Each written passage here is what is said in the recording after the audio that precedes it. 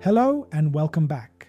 In the last episode, we talked about accuracy and connection verification and why soul memories never moves forward without 100% clarity.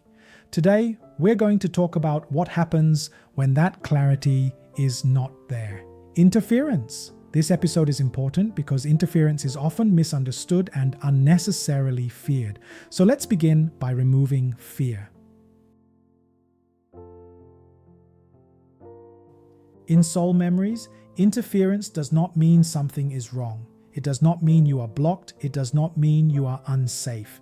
Interference simply means something is affecting the signal. That's all. Just like static on a radio, interference changes the quality of information. The signal still exists. It's just not clear yet.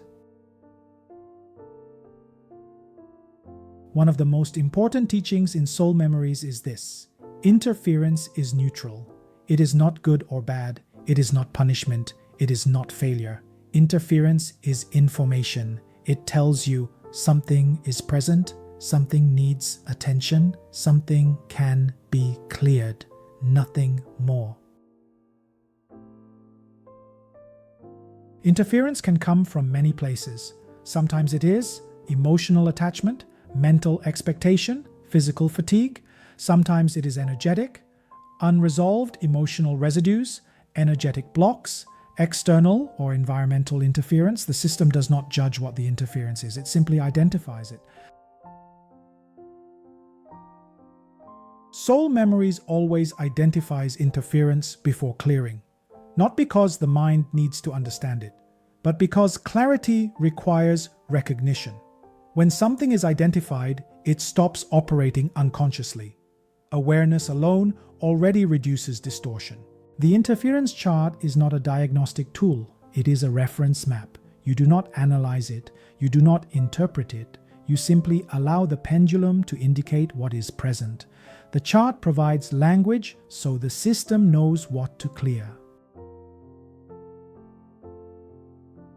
This is important. Clearing is not a battle.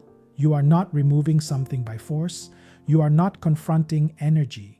You are requesting assistance from Archangel Metatron and the supporting guides to neutralize and clear what is affecting the connection. Clearing happens through permission, not control.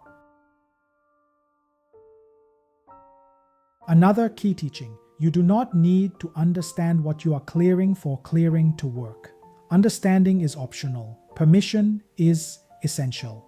When you allow the clearing process, the system responds.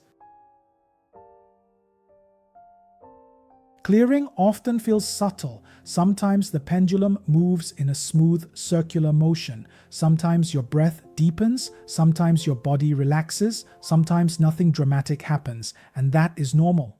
Clearing does not announce itself. It simply restores clarity. After clearing, you always recheck accuracy, not out of doubt, but out of respect for the process. If accuracy is still below 100%, you repeat the process gently, without frustration. Clarity cannot be rushed. Interference is not an obstacle. It is part of the process. Every experienced practitioner encounters it. What matters is how you respond, without fear, without judgment, without urgency. In the next episode, we will talk about researching for yourself versus researching for others, why permission matters, how the process changes, and how ethics remain central. For now, practice noticing interference as feedback, not failure. Clarity returns when resistance stops. Thank you for being here, and I'll see you in the next episode.